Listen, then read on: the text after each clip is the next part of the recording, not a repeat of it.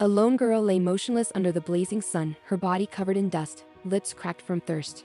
Clutching a pendant, she stared at the sky and whispered in disbelief, "No, this can't be." That girl was Alicia Sirius Lean, the only daughter born to the prestigious Lean Marcus family in 2 centuries. To the world, she was the cherished youngest daughter of a flawless household. A delicate flower hidden away in a greenhouse, too precious to face the world. The truth was far from what people believed. Alicia, timid and fearful, had been isolated since childhood, spending her days reading alone in a separate building. No one knew she was an illegitimate child. That was the real Alicia Sirius Lean. Despite being born out of wedlock and as a girl she survived, she was even registered as the Marchioness's daughter. In a noble house obsessed with bloodlines, Alicia was allowed to stay because she was useful. Her existence held value. At 17, the Marquis ordered Alicia to marry Gregory from the powerful Baker Count family. The engagement went smoothly until Gregory committed adultery. Though he survived the scandal, Alicia's family broke off the engagement. But Gregory, now disabled, refused to let go, dragging her into an 8-year legal battle. By the time the Lean family won, Alicia was 25, branded by society as unwanted, a forgotten goddess. Soon after, her father coldly informed her of a new marriage. Her next husband would be Grand Duke Tessin, the emperor's half-brother, ruler of the deadly western border, and a man feared for the deaths of his 6 previous wives. The stories were terrifying.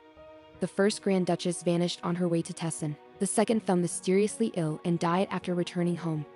The third tried to flee but died in an accident under imperial orders. The fourth, fifth, and sixth all met similar fates. Even Alicia, who never left her room, knew marrying Leichhardt Tessin meant death. So when her father ordered her to marry him, fear gripped her. Is he telling me to die? No, I don't want to get married. The thought kept tightening her chest. Her father noticed her pale face and asked if she had something to say. But when their eyes met, his cold gaze made her freeze.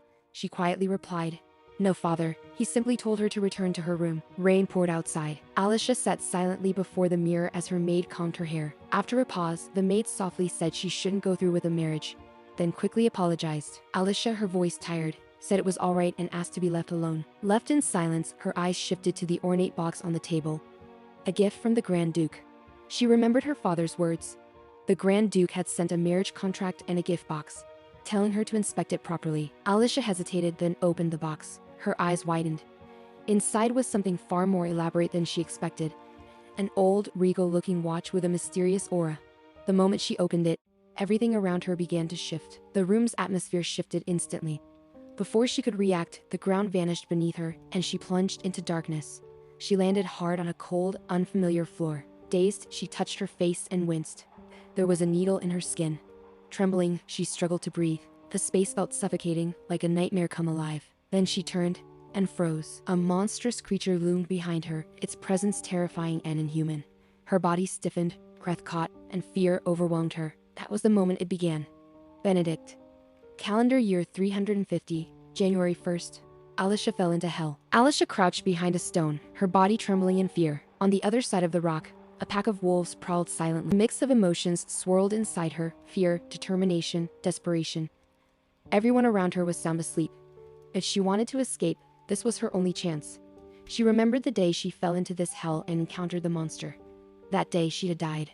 No, not just died, she had died. As insane as it sounded, she had become immortal. Even a torn patch of flesh would heal in a day, while a mere paper cut in her past life would linger for a week.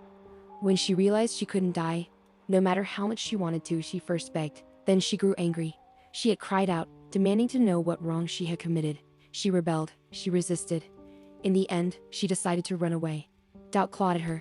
Could she really escape? What if she got caught? What if the monster grew angry again? Her fear nearly overwhelmed her. But then she reminded herself again and again that she could do it. She had to do it. She ran towards the exit, her heart pounding. The path ahead finally in sight. It was the exit. Just a little further, if she kept going, she could finally escape this hell. But the monsters attacked again.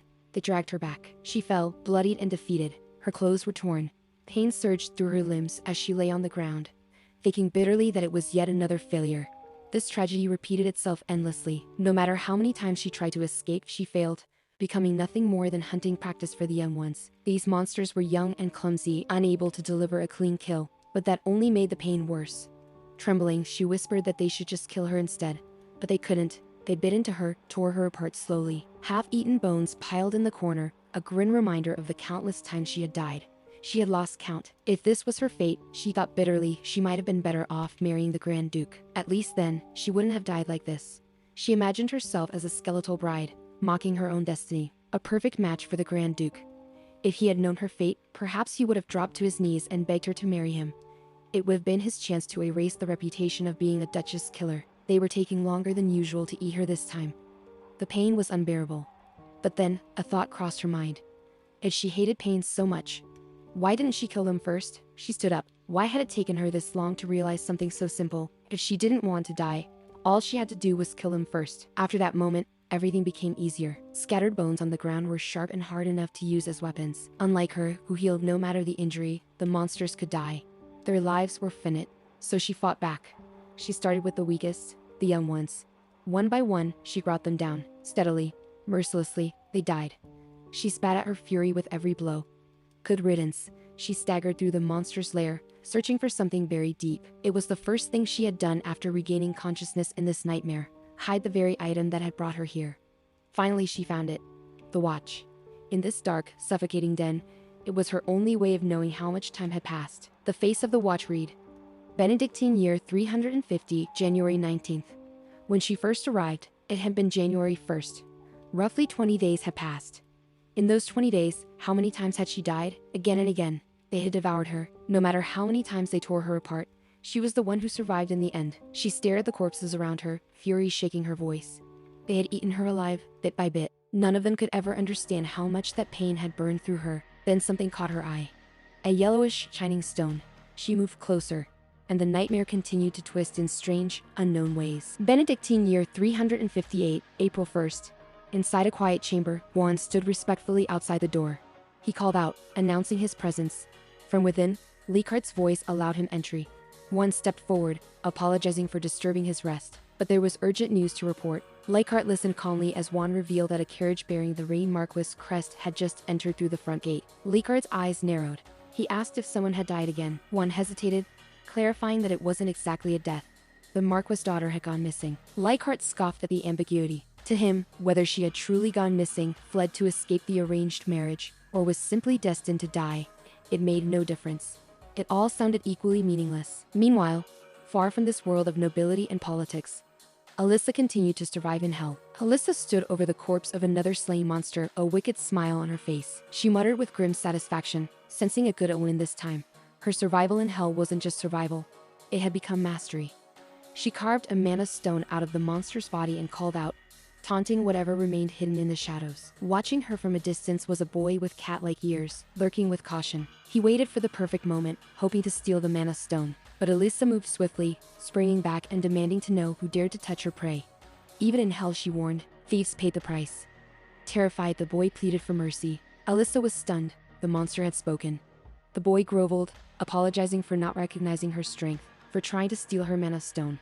He offered all the mana stones in his possession and promised never to return if she spare him. Alyssa questioned him, demanding to know where they were. When the boy replied, West Alec, she paused. That was a real place. Until now, all she'd heard was that this place was hell. Her memories drifted back to a line from a book she read as a child. It spoke of a crimson sky drenched in darkness, black rocks cracking through the ground, and a suffocating heat that lingered even at night. A world straight out of the Holy Temple's scripture, heaven and hell. And yet, even now, she hadn't figured out a single truth about this place. She pointed to the strange stone she had found earlier. The boy told her it was a mana stone, a crystallized form of condensed magical energy. He was stunned that such a powerful object had been lying on the ground, unattended. To him, it was the largest mana stone he had ever seen. It might even rival a Lord Class 1. Alyssa offered to give it to him. The boy was surprised, but she confirmed her intent. He could have it if he answered a few questions. The boy explained everything. Mana stones were crystallized mana formed after death. Wild monsters like the ones Alyssa had been hunting only produced weak stones, as their mana wasn't focused or purposeful. Intelligent demons, however, stored mana intentionally and hunted each other to steal and grow stronger. The stronger the demon, the more potent the mana stone. There were 4 dominant lords: No of the East, Alec of the West, Fez of the South, and Kaya of the North. Alyssa committed the names to memory. These lords were said to be the strongest in hell. Soon after, Alyssa arrived at the gates of West Alec Castle. A voice greeted her, acknowledging her arrival. The steward introduced himself as the master of the Western Hall and of the castle, Alec. But Alyssa wasn't interested in pleasantries. She ignored the introduction, collected all the mana stones she had gathered, and admired their size. She had one goal: hunt the strongest. Whether her next destination was east or north didn't matter. Time was on her side. Then, without warning, the world shifted. Alyssa found herself back in her room. Confused, she stared around. The familiar surroundings, the bed, the mirror, it was her room. But something was different. She looked at her reflection and gasped. She had become younger. Her journey in hell had changed everything. Alicia looked into the mirror, stunned. It was undeniably her face, yet so much younger. She wondered if it was due to the Lord's magic stone. As she tried to stand, pain shot through her ankle. Perhaps she had sprained it during her fall. But what she saw next left her breathless. Her ankle was nothing but bones, and her arms too had become frail and bony. This body was weak, incapable of even holding a stick, let alone a spear. It was clear now. When Alicia, returned from hell, she had lost all her power. The strength she had painstakingly built by collecting mana stones was completely gone. A knock came at the door. Daisy's voice followed, gently asking if she could enter. Alicia quickly lay down on the bed and gave her permission. Daisy greeted her politely, asking if she had slept well. Alicia tried to respond normally, but as she looked at Daisy, confusion filled her voice. She hesitated, startled. Daisy? Was this truly Daisy? When asked about her age, Daisy replied calmly she was 22 now, with autumn already behind them. Something about it shocked Alicia so deeply that she nearly collapsed. Daisy rushed forward, calling for help, alarmed. Alicia's thoughts spiraled. She hadn't just grown younger. She had regressed, the starting point where her life had fallen apart. She had returned to her 17-year-old self. Later, Alicia sat weakly, murmuring that she was thirsty. Her mother rushed to her side, urging her to drink slowly and expressing worry at her sudden collapse. Alicia quietly thanked her, calling her mother. Memories from the past flooded in. Guards once tried to stop her mother from entering the mansion's restricted wing. But the Marchioness had stood firm. No place in her husband's house should be off limits to her. The guards panicked, realizing the madam was heading to the south wing. One of them quickly ordered the Marquis to be summoned, understanding the gravity of the situation. Despite the Marquis' affairs outside, he had never crossed a certain line. Yet now, an illegitimate child had been brought into the mansion and raised in secret. That day, it felt like someone could die. Facing the young girl, the Marchioness had calmly asked if she was Alicia. The nanny tried to explain, but the Marchioness introduced herself simply, saying she was Alicia's mother. Back then, the nanny had often reminded Alicia that everything she enjoyed wasn't truly hers. She had been told to be grateful, never to ask for more. The Marchioness had spoken gently during that first visit, acknowledging her sudden arrival and asking Alicia to rest well. She had left with a smile, and Alicia had been overwhelmed. To be the daughter of such a beautiful and kind person, it made Alicia feel guilty. Her very existence, as the result of an affair, had always felt like a sin. Even when she realized how deeply her mother loved her, she hadn't been able to address her as mother. That regret had stayed with her in hell. Now, back in the present, Alicia asked for another glass of water, this time softly calling her mother. Her mother's eyes lit up. She rushed to get it herself, asking if Alicia needed anything else, promising to do anything for her daughter. Daisy, watching quietly, noticed something. Alicia had just spoken without stuttering, and for the first time, she had called the madam mother. It felt like Alicia had returned from the dead, changed entirely in a moment. As the day continued, her mother suggested herbal tea, concerned about her weak body. Alicia nodded, then asked about her engagement. Had her fiancé been decided as Gregory Barker? Her mother was surprised by the question. Technically, the engagement hadn't been finalized yet. Alicia admitted that she disliked Gregory. She wondered if this could still be changed. In noble society, marriage was a contract between families. Could even her mother intervene? Without hesitation, her mother said she would handle it. She reassured Alicia not to worry. She had disliked Gregory Barker too. Though Gregory differed in looks and personality, something about him reminded her of Alicia's father in his youth. She promised not to let Alicia endure a marriage she didn't want. But trouble followed. Alicia's father, Marquis Valdemar Lane, stood furious as Alicia stormed into his office. He scolded her for barging in without informing the butler and demanded she return to her room immediately. But Alicia stood firm. She challenged him boldly, questioning whether he had the right to say such things after confining the mistress of the house. Her voice rang with defiance as she called him by his full title, His Excellency, Marquis Valdemar Lane. Inside the towering halls of the mansion, Alicia's father spoke with a voice heavy with authority, reminding her to mind her words. Even in the sanctuary of their home, there were always ears listening. He stated that her mother was unwell and simply recovering. Alicia, resting her hands on the bench, scoffed at the excuse. She called it absurd. It wasn't recovery. Her mother had been imprisoned for opposing the engagement. The lady of the house had been locked away. And now, her father worried about appearances. He cut her off sharply, repeating his warning about listening ears. Alicia, filled with rising defiance, snapped back, mocking the ever-present ears he seemed to fear. What if the daughter of Marquis smashed her fiancé's head with a hammer? Would his precious reputation survive that? Her father, enraged, accused her of threatening him. His fury exploded into violence as he struck her. But Alicia stood firm. That wasn't a threat. She was restraining herself from doing something far worse. Her father stared at her in disbelief. Something in her had changed. She had always been the obedient one, the girl who never disobeyed, who once trembled under his glare. But now, she stood in his office, eyes burning like a seasoned warrior. It couldn't be. It had to be a delayed rebellious phase. Children were like that sometimes. Maintaining his control, he ordered her back to her room. Talking back to the head of the household was punishable, but he would let it slide. Just this once. She was to remain confined until she repented. Later, in the secluded part of the mansion, Alicia sat face to face with her brother, Harry Molston Jane, the second son of the late Marquisate. He was shocked at her nonchalance. She had been banned from the main house, and all she could say was so. She had offended the head of the family. Didn't she care? Alicia replied with calm indifference. The main house had always felt suffocating anyway. Then, with a sudden shift of concern, she asked about their mother. Harry informed her that their mother had left her room, but had now been banned from the southern wing. When she tried to come see Alicia, it had taken the intervention of their eldest brother, Felix Henry Jane, to stop her. Alicia responded with a light huff, noting how troublesome it must have been for Felix too. She then asked Harry if he checked on her enough to report back to their mother. But Harry denied that was his reason for coming. He came because he was genuinely worried about her. Though she may not have realized it, he truly cared for his little sister. Alicia was surprised by the sentiment. It was a strange feeling to know he thought that way. But it wasn't bad. In her heart, she reflected on her past self, a timid, illegitimate daughter who never expected to be loved. But now, in this second chance at life, she was glad she returned to the past. Harry noticed the small smile on her lips. Then Alicia, shifting the conversation, asked how far the engagement had progressed. Harry told her that the families had finalized the arrangement. All that remained was the imperial approval and public announcement. He asked if she hated it that much. Alicia recalled her social debut. That night, she had fallen in the center of the ballroom, becoming the object of ridicule and eventually locking herself in her room in shame. The first to laugh at her that day had been Gregory Barker. Her once-in-a-lifetime debut had ended in disgrace because of him. Harry, frustrated by the memory, offered to kill Gregory if it would make her feel better. Alicia responded that though it wasn't possible, the thought alone was comforting. Harry offered a duel instead. Perhaps breaking one of his legs would suffice. In that moment, Alicia handed something to him. When he asked what it was, she said it needed to be delivered to Lakehart. She asked him to do it quickly and discreetly. She trusted him to help her. Sometime later, the estate of Lakehart, murmurs of the royal family's engagement with Grates had reached the Duke's ears. The matter was of the highest secrecy, and yet, he had received a warning letter, one that politely hinted that his prospective fiancée was in poor health.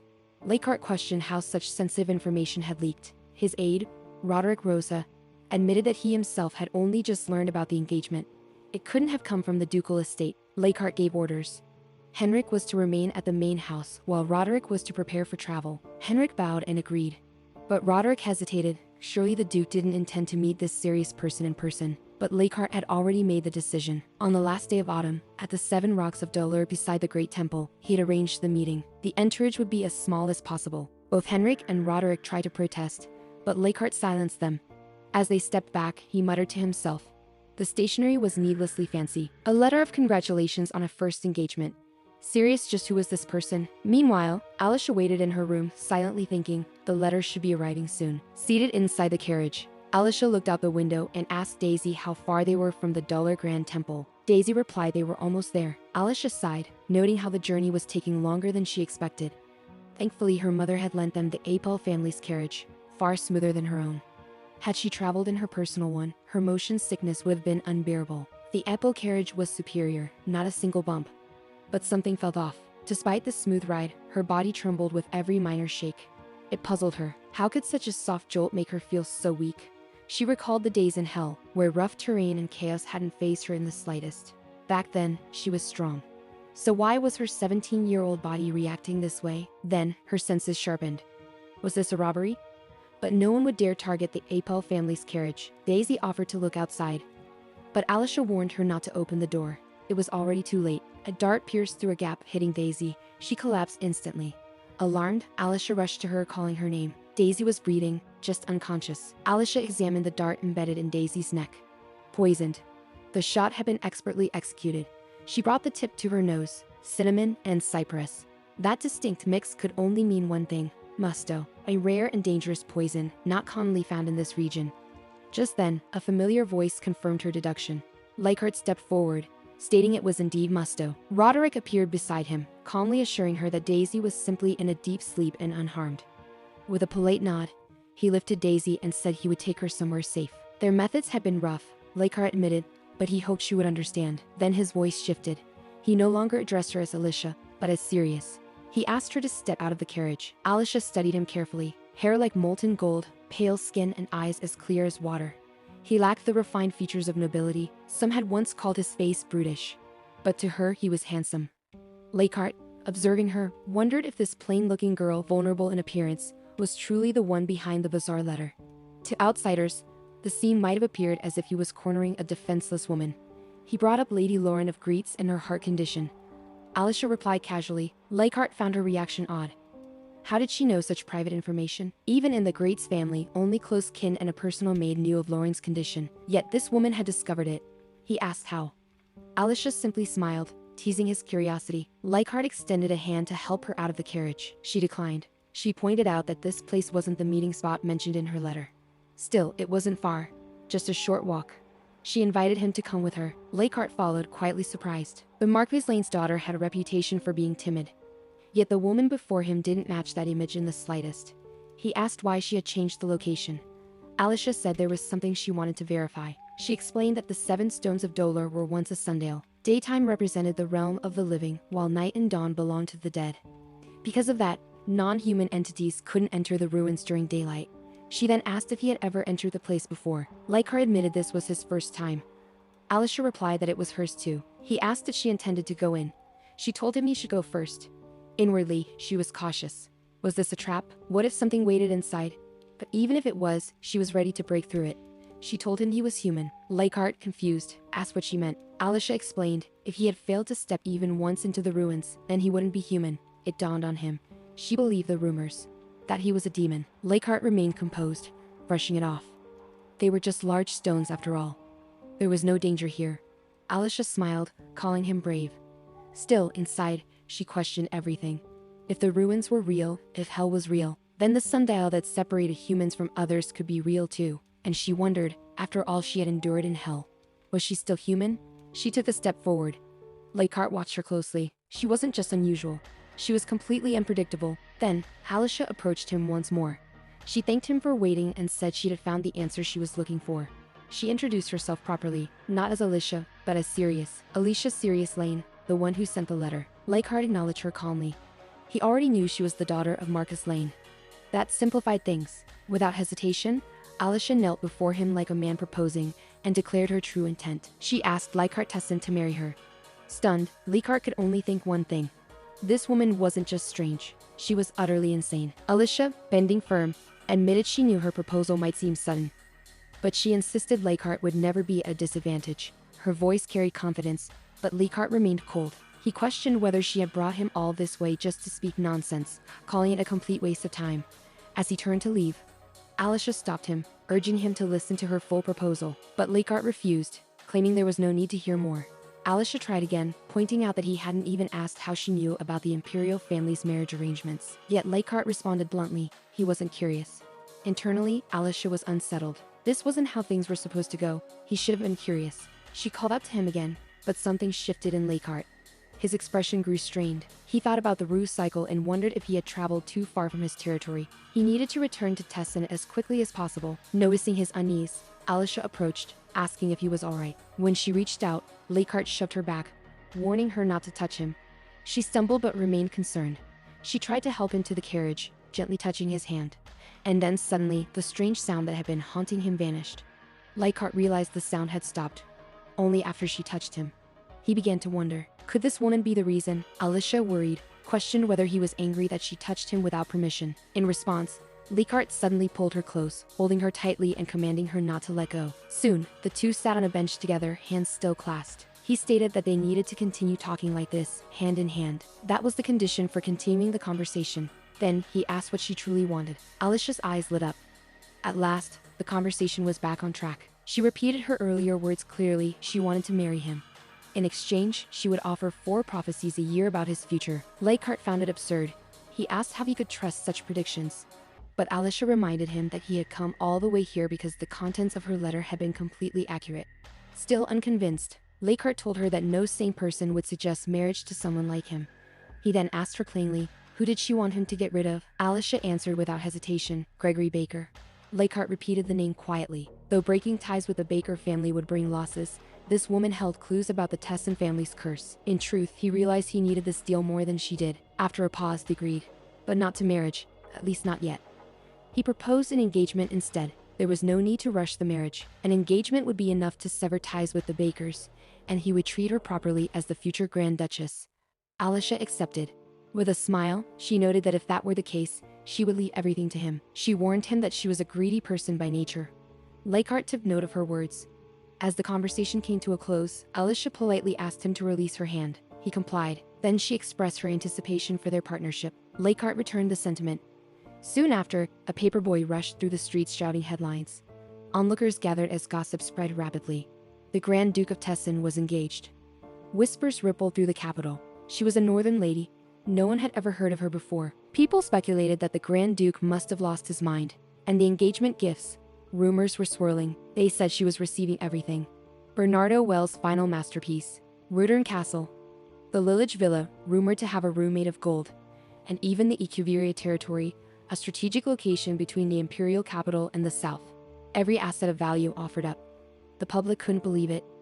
They all asked the same question, who was this Alicia Lean? Meanwhile, in a quieter space, Alicia was preoccupied. No matter how much she trained, it was all useless without a magic stone.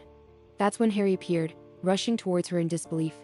He shouted her name, stunned by the news. The headline blared from the newspaper he carried, Lady Alicia becomes the Countess of Echeverria. Alicia's voice rang out in surprise as she looked up from the paper. Word of the incident had already reached the north. Her eyes scanned the article in disbelief. She muttered, half to herself, that Harry had really brought it. Yet, despite being the main character, the article only spoke of the Grand Duke. Harry, standing beside her, explained that she wasn't known in high society, but he quickly cut himself off, insisting that it wasn't the point right now. He reminded her sharply that she had said she was going to the temple to pray, yet clearly, that wasn't what she was doing. Alicia didn't deny it. She admitted easily that she had lied. Being under detainment had forced her to use that excuse. While prospecting mines for the newly forming guild, they had discovered a mountain of salt, and now investors were beginning to gather. Harry snapped, telling her to stop looking. But she only pointed out that he had brought it for her to see. As she scanned the details, a troubling thought passed through her mind. What had happened to her brother? Just then, a guard arrived and informed her that the horse had been prepared, just as she had ordered. Alicia reacted with surprise. It was already ready. Harry, concerned, reminded her that she had never ridden a horse before. But she insisted that she had learned, back in hell. Alicia quickly brushed off her own words, calling them a lie. Still, she had to leave. Before she could go, a worker arrived in a hurry, calling out to Harry. He needed to report to the reinstatement office immediately. Harry asked what the matter was, but the man said he couldn't explain just yet. He had to come right away. Turning to Alicia, Harry said he would return soon and told her not to cause any trouble in the meantime. Left alone, Alicia quietly reflected on her recent actions. She had even tried jumping down a 12-step staircase all at once. If the maids hadn't rushed to catch her, she'd likely be lying in her room with a broken ankle.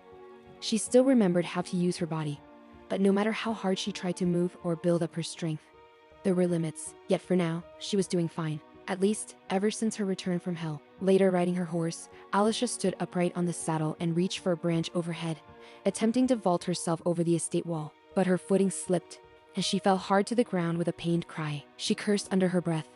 So it was true, she couldn't do it. Her eyes briefly caught sight of a magic stone nearby. She muttered that, as expected, it was impossible. Suddenly, a familiar voice cut through the air. Tesson had arrived and asked if everyone in her family was trained like this.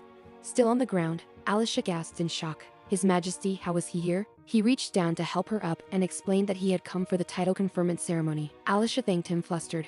Her eyes fell on the button fastened to his sleeve. Her mind froze. That was it. Tesson, unaware of her thoughts, asked what she had been doing. She calmly responded that she was just training. He looked at her puzzled.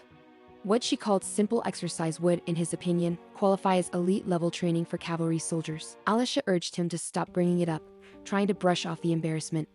Tesson pointed out the leaf stuck in her hair and told her to remove it first. She reached for her head, asking whether it was here or there. He sighed and leaned forward to assist her. After a moment, he gently said it was done. But as he looked up, he realized she had come far too close. Concerned, he softly called out, "Young lady?" Before he could finish, Alicia stumbled and fell right on top of him. It hadn't been accidental. Her hands reached for his sleeve. She had been aiming for the button all along, believing it to be a mana stone. Gripping his wrist tightly, she said that she had thought she was mistaken at first, but now she was sure of it. Tessin tensed and asked her to release his hand. But in his mind, he hesitated. If he tried to push her away, she might get hurt. Alicia didn't let go. She pressed his hand gently against her cheek and addressed him.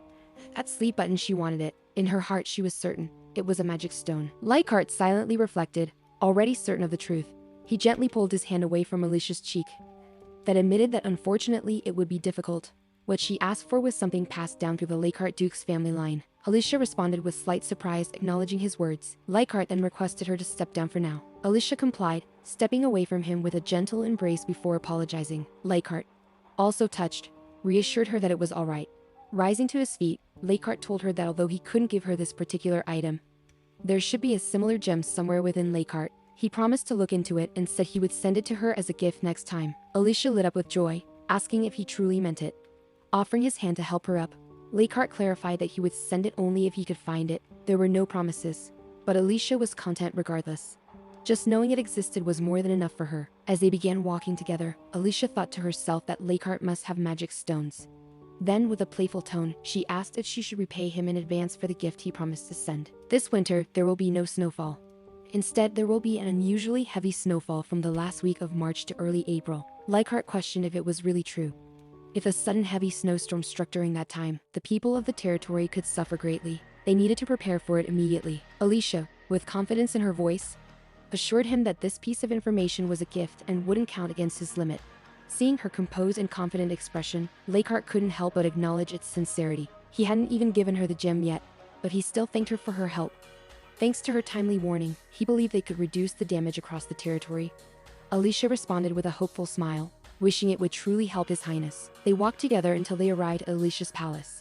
Her maids and servants had already gathered at the entrance. Daisy stood among them. One of the servants stepped forward and handed Leichhardt a box, saying it was the item he had requested. Alicia, noticing the gathering, turned to Daisy and asked why everyone was assembled like this. Leichhardt stepped closer and informed Alicia that he had something for her. Caught off guard, Alicia stammered at the sudden gesture. Just then, a servant announced that Viscount Felix was waiting in the main parlor. Alicia asked if Leichhardt had come straight to the annex, suspecting he had bypassed formalities. Leichhardt confirmed that he had come specifically to see Lady Alicia. He then requested everyone around them to give them some privacy. As the servants left, Alicia gave Daisy a subtle signal and Daisy, understanding the cue, quietly left to return the horse to the stable. Alicia thanked her before she walked away. Leichhardt then turned to Alicia and asked if she was done. Alicia turned around, slightly surprised. He opened the box, revealing a striking ruby jewelry set. It was the ruby set of Duchess Marguerite. Alicia, astonished, asked if it was truly meant for her. Leichhardt explained that the ruby jewelry of Duchess Marguerite had always been paired with the title of Count of Ichiveria. She was to wear it at formal events as the Count of Ichiveria. Alicia accepted wholeheartedly and promised to wear it with pride. Leichhardt chuckled, asking if she really had to be that determined. Alicia responded with certainty, and Leichhardt quietly thought to himself that her serious expression was actually kind of cute. He then asked her how much she knew about the imperial family. Alicia immediately understood that he was testing her. She answered confidently. The late emperor had 5 princes and 1 princess, including the current emperor. The second prince, Duke Vels, had died in an accident 7 years ago. The third prince was Marquis Lennox. The fourth was Count Estevna. And the fifth was Duke Leichhardt himself. Princess Louise, now the Duchess of Liren, was Leichhardt's full sibling. Leichhardt acknowledged that she had sufficient basic knowledge. Alicia mentioned that she enjoyed reading as a hobby. He informed her that the rest would be taught by a tutor assigned by the palace. Regarding her rather unique form of exercise, he advised her to keep it hidden if possible. Alicia agreed to consider it. As their conversation drew to a close, Leichhardt said he would see her at the title ceremony. Alicia promised to contact the ducal house once she decided on the color of her dress. Leichhardt said that would be appreciated. Then, leaning close, he whispered something in her ear. Alicia, startled by his words, asked if it was really true. Leichhardt confirmed that he had seen it with his own eyes. As he mounted his horse, preparing to depart, he turned back and said he hoped that information had been helpful. As Leichhardt rode away, Alicia watched him go and silently thought to herself that he left like the wind. The unexpected visit lingered in her mind. He had appeared without warning and completely caught her off guard. But in truth, He had proven to be far better than she had anticipated. Soon after, her maidservants gathered around her, surrounding her with concern and curiosity. They questioned how she and Duke Lakehart had become so close and asked if she was alright. Their sudden interest only fueled Alicia's irritation. Annoyed, she looked at them and thought bitterly that not one of them, aside from Daisy, had dared to say a word to the Duke himself. But now, they stood here behaving as if they had the right to comment. Her anger boiled over, and she raised her voice, shouting at them to get out. Frightened by her sudden outburst, the maids quickly scattered, returning to their duties without another word. Daisy soon stepped forward calmly and asked if, now that the exercise was over, she should prepare some tea. But Alicia declined. It wasn't the time for that. There was much to be done. She instructed Daisy to make immediate preparations. They were heading to the Echeverria estate. Her thoughts drifted back to what Lakehart had whispered to her moments earlier. He had informed her that Marquis Lane wouldn't be returning to his estate anytime soon. By refusing the royal order to break off his engagement with Gregory, the Marquis had angered His Majesty. As punishment, he was being forced to stay in the capital for now. Lakehart had implied that if there was something Alicia wanted to do, now would be the perfect time. With resolve in her voice, Alicia made her decision. First, they needed to leave this territory. Upon hearing Alicia's sudden proposal, Daisy looked puzzled and asked what she meant. But Alicia, already excited, reminded her they were now in the Imperial City and suggested they go out and have some fun. Wasting no time, Alicia led Daisy to a perfume boutique. As Alicia stepped inside, she quietly noted to herself that this was indeed the atelier. Just as the rumors had described, all the perfume bottles displayed were extravagantly designed. In her previous life, she could never have imagined setting foot inside such a place. An elegant atelier in the heart of the imperial capital. Back then, she would have been buried in books inside the library. Alicia pointed to one of the perfumes and asked to try it. The shop attendant politely offered to prepare it for her. As Alicia lifted the bottle to smell the scent, a voice from nearby inquired if she liked it. Turning around, Alicia saw a refined woman who introduced herself as Katrina, the perfumer of Vale. Recognizing the name instantly, Alicia's thoughts raced. This was the genius perfumer from the Western continent, Katrina. In the near future, Katrina would become the face behind the Vale perfume line that would shake the empire and captivate the entire continent. The one who would soon set the trends of imperial high society stood before her now. Katrina explained that it was the first day customers were being allowed to experience this scent, and that curiosity had compelled her to ask. She apologized in case she had come off as rude. Alicia, aware of the future, understood this was a crucial moment. She needed to build a relationship with Katrina before her fame exploded. She complimented the perfume, noting how its scent changed depending on one's body chemistry, making it feel uniquely personal. Katrina smiled, pleased that Alicia understood the intent behind the fragrance. Alicia replied that the honor was hers, meeting such a talented perfumer. Katrina humbly returned the compliment. Without hesitation, Alicia decided to purchase the perfume and, more importantly, extended an invitation. She asked if Katrina would be willing to visit her estate to create a custom perfume in the future. In her mind, Alicia strategized. Though Katrina was undoubtedly skilled, she was still a commoner and a foreigner. As a noble, Alicia believed she could take the credit by having the perfume created under her own name. When asked if she would accept the invitation, Katrina responded with graceful gratitude, saying it would be an honor. Later, as Alicia and Daisy walked through the city, Daisy admitted she had no idea Alicia knew so much about fragrances. Alicia reacted with surprise but inwardly confessed that she only pretended to be knowledgeable because she already knew Katrina's future success. She had picked up a few things over time and tried her best to sound convincing. In the capital, ignorance could become a weakness. Alicia openly admitted that she didn't truly understand what made perfumes good or bad. She questioned if she had truly appeared knowledgeable, to which Daisy replied that Alicia seemed like someone who had lived in the capital her entire life. Alicia smiled, relieved to hear it. They picked up their pace, knowing there was still much left to explore. Eventually, Alicia found a dress she liked and purchased it immediately.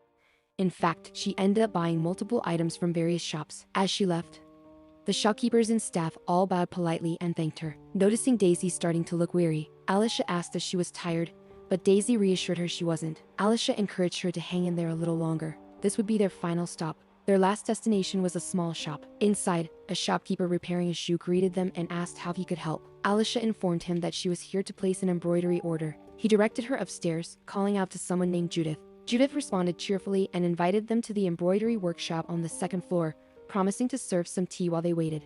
She apologized for the messy space, explaining that she had been busy and hadn't had time to clean. Alicia brushed off the concern and complimented the workshop, calling it cute and charming. As Judith poured the tea, she introduced herself as Judith Perlman and asked Alicia to simply call her Judith. She added that she wasn't well educated and hoped her greeting was acceptable. Alicia introduced herself in return and brought up Judith's embroidery reputation. she asked as she took personal orders. Judith modestly said she didn't think her skills were worthy of such attention. At that moment, Alicia signaled Daisy to bring something out.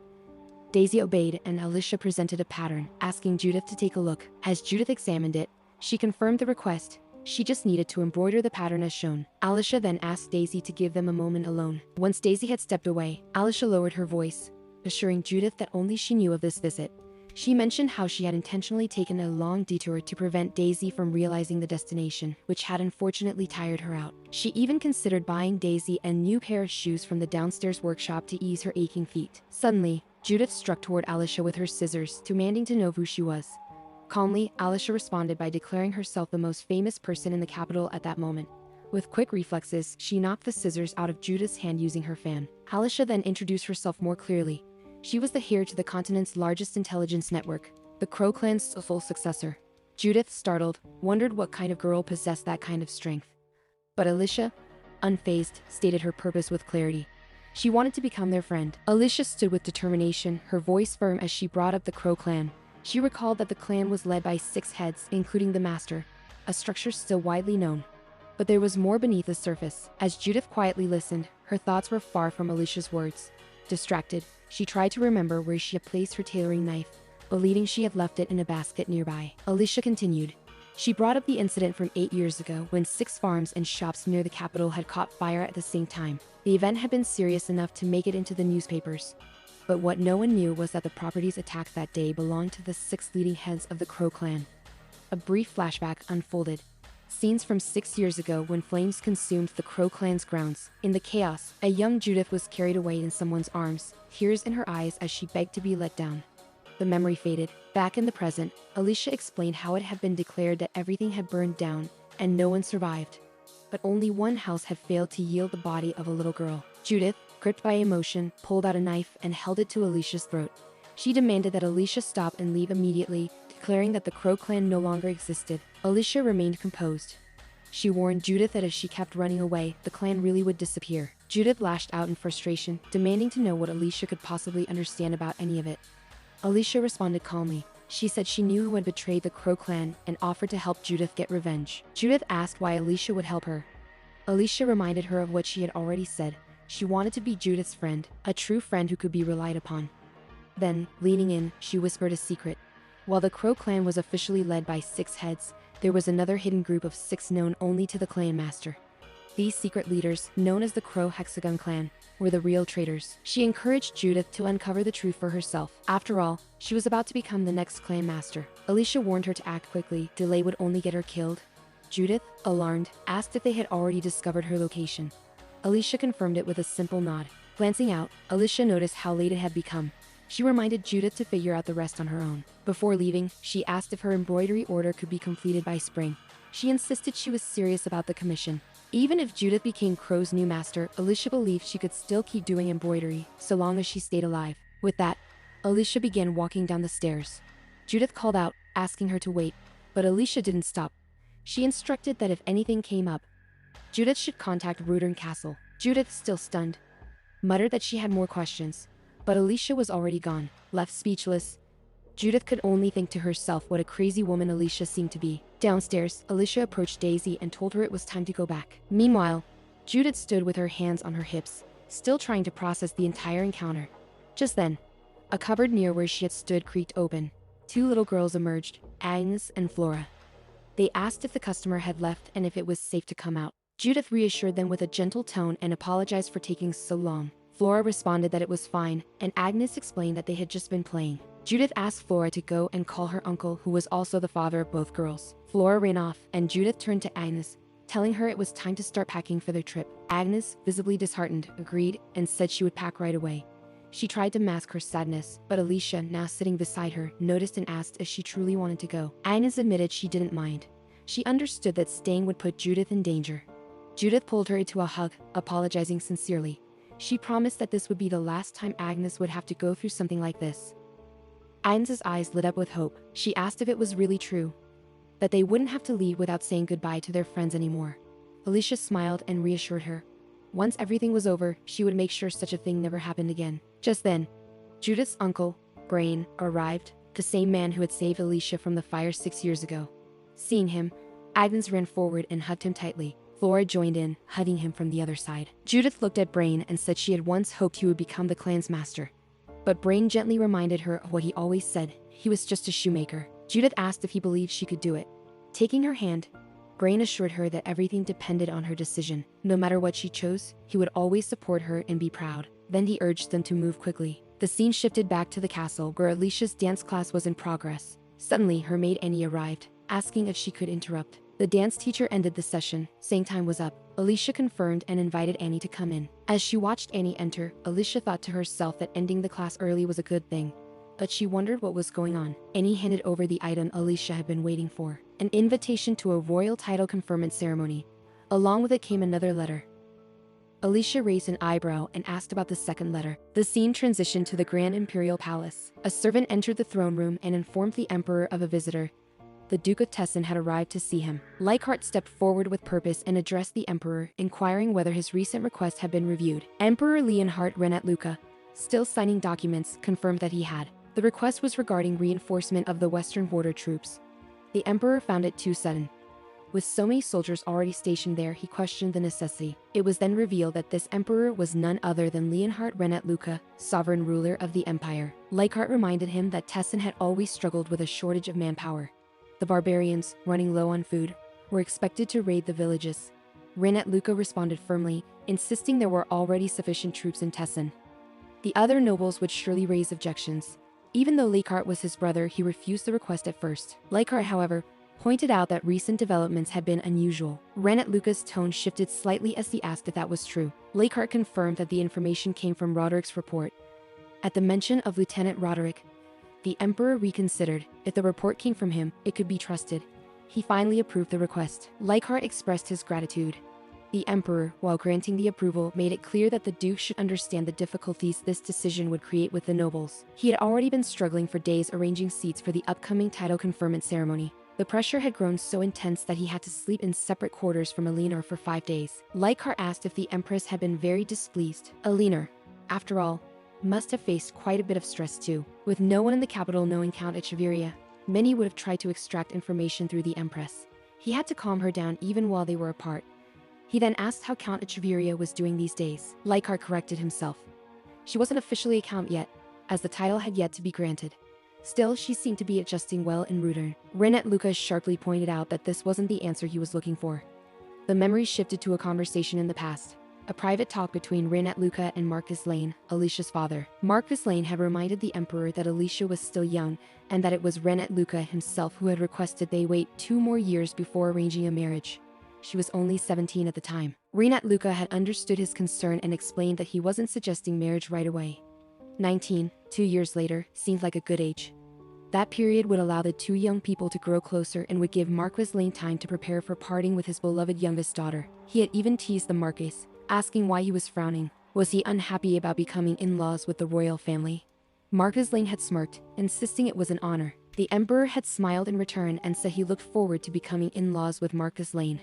Returning to the present, Renat Luca told Leichhardt that the engagement was nothing more than a strategy to win over Marcus Lane. Leichhardt reminded him that once a promise was made by the imperial family, it had to be honored. Frustrated, Renat Luca slammed his hand on the bench. He hadn't expected Leichhardt to give away Echeverria so easily. Once she received the title, even the Emperor himself couldn't cancel the engagement. Leichhardt replied calmly that he knew this. Renat Luca accused his brother of ignoring his words just because he had fallen for a girl. But Leichhardt declared that she was someone for whom he would have no regrets, even if it meant giving away Echeverria. Rather than wasting time on the matter, he advised the Emperor to deal with the storytellers spreading rumors across the capital. Stories that claimed he had kidnapped Lady Alicia with an axe. Renat Luca admitted that the rumors were likely due to his bad reputation. He had specifically instructed them to spread tales of an epic romance, but clearly things hadn't gone as planned. Leichhardt stared at him silently, prompting Renat Luca to look away. With the discussion at an end, Leichhardt announced his departure.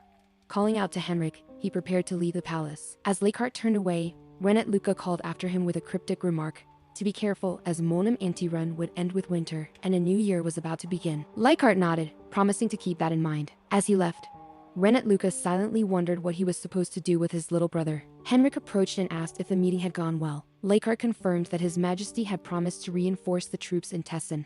Henrik noted that the lady might visit Tessin this winter.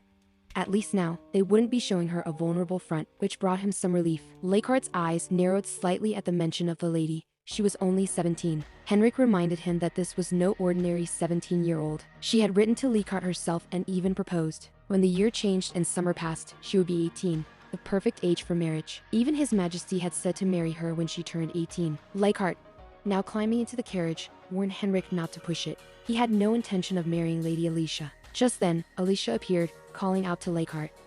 He was surprised to see her and asked how she had come here. With a charming smile, Alicia replied that she had seen the Tessin crest and wondered if it was him. She greeted him warmly, saying it had been a long time, addressing him simply as Duke. Leichhardt froze the moment Alicia called out to him, his eyes widening in alarm. Panic flooded his thoughts. Had she overheard what he just said? The words he had spoken so carelessly, his firm declaration that he had no intention of marrying her, echoed relentlessly in his head. It was all he could think about. But Alicia, unaware of what had transpired, simply asked why he wasn't responding. Her voice carried concern, but not suspicion. When she received no immediate reply, she tilted her head slightly, waiting. Leichhardt quickly composed himself. A wave of relief washed over him as he realized she hadn't heard. Keeping his tone light, he explained that he hadn't expected to see her there and asked what had brought her to the imperial palace. Alicia answered that she had received a letter from the emperor. His Majesty had requested her presence. He wished to meet her once before conferring the title upon her. Leichhardt's thoughts turned bitter. So his brother's attempts to pressure him into marriage had failed. Now it seemed the emperor had turned his attention to Alicia, perhaps intending to persuade her instead. Shifting the topic, Leichhardt mentioned the cufflinks she had once shown interest in. He reminded her that he had promised to find something similar and gift it to her. Conveniently, he added, the gem was currently at his residence in the capital. Alicia's eyes sparkled with anticipation. She offered to speak with the emperor and suggested they go together right away. The mention of a magic crystal excited her, and she clearly couldn't wait. The two made their way to the Tessin residence in the capital. Once inside, Leichhardt explained that gem cutting was rare in Tessin. Because of that, the artisans from Pomain had found the process quite exhilarating. Alicia looked around in wonder. She admitted she hadn't expected much from the capital's magic crystals, but what she saw left her speechless. Even the small decorative stones outside were real crystals. Leichhardt asked if she liked it. She quickly said yes, still mesmerized. The old rumors about diamonds flowing through Tessin's rivers and gemstones covering the ground didn't seem so far-fetched anymore. Opening a box, Leichhardt repeated how rare gem cutting was in Tessin. The artisans had been thrilled to work with such materials. Alicia was captivated again by the crystal's size and purity. Even the most minute details were adorned with real magic stones. When Leichhardt asked once more if she liked it, Alicia, caught off guard, confirmed again. Deep inside, her thoughts ran wild. Could the stories about diamonds drifting along the rivers of Tessin actually be true? She found the crystal breathtaking. A part of her wanted to consume it, absorb the power sealed within its core. Leichhardt continued explaining. Gold dust, he said, could be found in the lower river channels connecting to the swamps. But unlike the exaggerated tales, it wasn't abundant. One needed a proper understanding of the terrain and specialized tools to extract any of it. Alicia asked if that meant the rumors were partially true. Her imagination was already filling in the blanks. A hidden paradise disguised under the name Land of Death, with flowing gold and crystal-filled valleys. She told him she wished to visit Tessin one day. At that moment, maids entered and announced that tea and refreshments had been prepared. As they sat down, Leichhardt revealed that he would return to Tessin immediately after the coronation ceremony. If there was a banquet following the title conferment, there wouldn't be time for farewells, so he thought it best to part ways beforehand. Alicia was startled. She had known that Leichhardt rarely left Tessin, but she hadn't expected him to leave again so soon, and alone. She asked when he would return to the capital. Leichhardt answered that it would likely be around the end of next spring. If there were any developments, he would send word through a messenger. Hearing this, Alicia appeared dazed. Then, with a pleasant smile, she suggested going with him to Tessin. But Leichhardt redirected the conversation. He said Ludern was fine, though Echeverria in the south might be more suitable for winter, as Manga wouldn't be a bad place to live either, and once she became familiar with Ludern, she could consider visiting Echeverria. Alicia's smile faltered.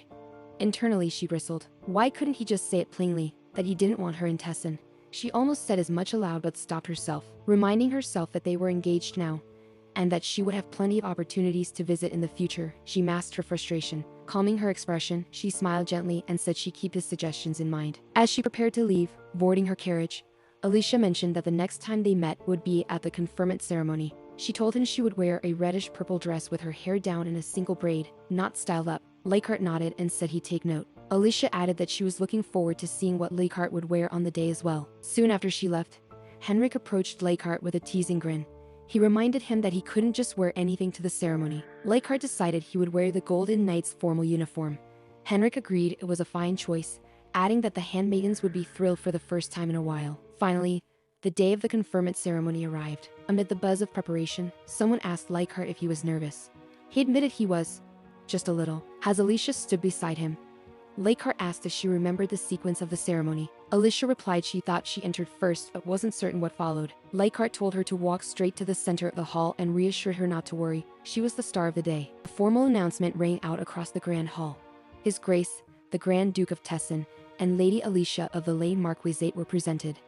As the doors opened, the two stepped forward together. Alicia wore the reddish-purple dress as she had described. Ruby jewelry shimmered against the fabric, and her long hair was braided simply down her back. She appeared stunning and elegant. Leichhardt, clad in his red and gold knight's uniform, walked beside her with quiet dignity. Together, they advanced, every eye fixed on them. Whispers rippled through the crowd. Some guests recognized Alicia, noting how gentle she seemed. More so than expected, others were stunned that such an angelic figure was engaged to the man often called Satin with an Axe. Her accessories caught attention too.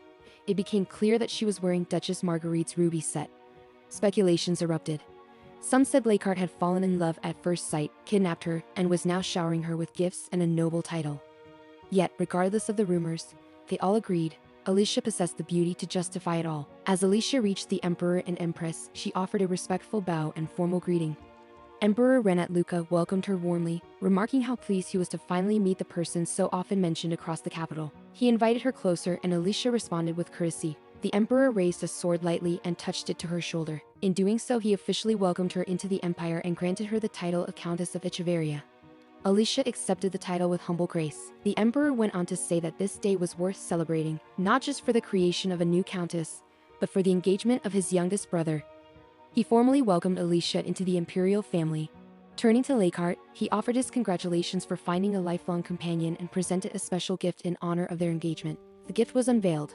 A veil. Leichhardt recognized it instantly. It was the imperial bride's veil, an item reserved only for the most significant occasions. Though Alicia was still only his fiancée, the message was unmistakable. The Emperor was declaring her an official member of the imperial family. With a final blessing, the Emperor expressed hope that the two would soon become a true family. Leichhardt stood composed, but inside, the weight of the moment bore down on him.